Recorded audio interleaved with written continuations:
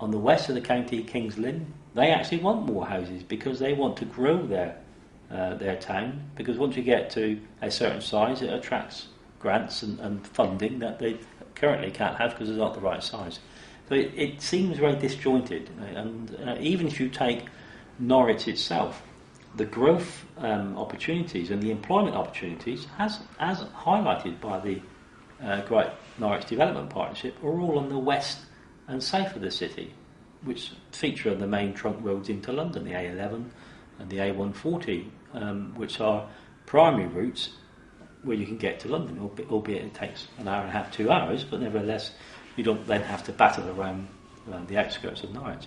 There are no employment opportunities in the northeast segment of Norwich. So, even the thought of putting houses there and using that as the growth area is nonsensical. Now, the council will, because the other thing that we say is you should not be taking hectares of land out of the agricultural food chain. DEFRA tell us that, the Environment Agency tell us that. These islands need to be self-sufficient in food production, probably within my lifetime and probably within your lifetime. And by taking hectares of producing agricultural land out of the food chain, we think is wrong. Now, they counter that by saying, yeah, but it's only class 3 agricultural land, it's not class 1 and class 2, which are all on the east and not in the northeast. Therefore, we're not developing in the east. But what they miss, and the point they miss, is that if you actually look at some of the predictions for coastal erosion, for example, in 50 years' time, great swathes of current grade 1 and grade 2 agricultural land won't be there. So the grade 3 land now will actually become much prized. And to build on it and concrete it over on the premise that it's a brownfield site, when it's not, it's currently producing agriculture, crops, seems very short-sighted. And that's another reason why we don't think that this is the right thing to do. How has the change in government affected the SNUB? We had some exchanges with the Housing Minister, Grant Shapps and Eric Pickles at Communities and Local Government. They were both very encouraging, because if you take the political aspects of this, we're probably the only Ecotown site out of the 4 where the district council, who are a Tory-run council, are actually for this, despite central government, central Tory office saying that Ecotowns are not part of their policy, the local MP saying it's not part of the, he doesn't agree with it, yet the local district council seem hell-bent on putting this forward.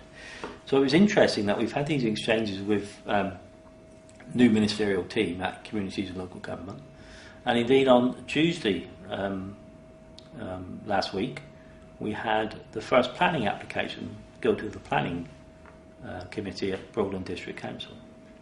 I think that planning application was for the green eco office development that I talked about at the very beginning, and the thing that brought me personally into this situation. And the planning officers of Broadland District Council, bearing in mind they are professional planners, had recommended approval.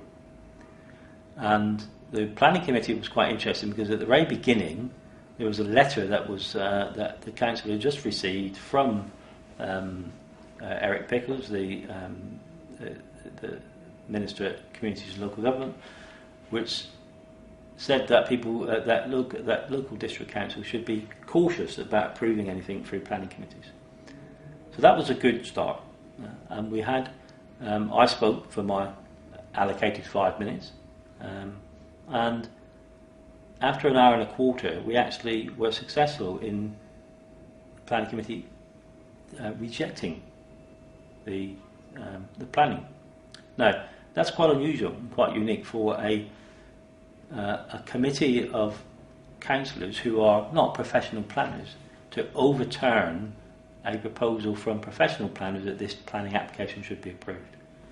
And we were somewhat amazed by the effort put in by the planning officials from the council to try to get the councillors to overturn their decision.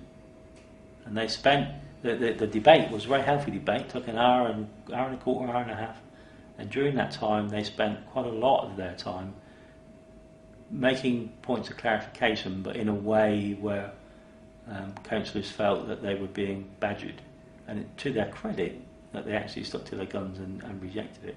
So I think already we've seen the impact of the new government in that the ground members of the Conservatives are listening to what's being said at central office, and therefore making some decisions that they probably wouldn't have made if we'd had the previous government.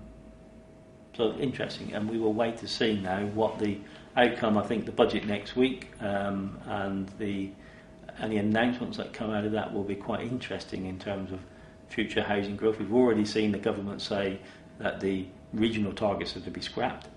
That plays into what we've been saying. We've said all along that, as I said before, that there should be a bottom-up approach.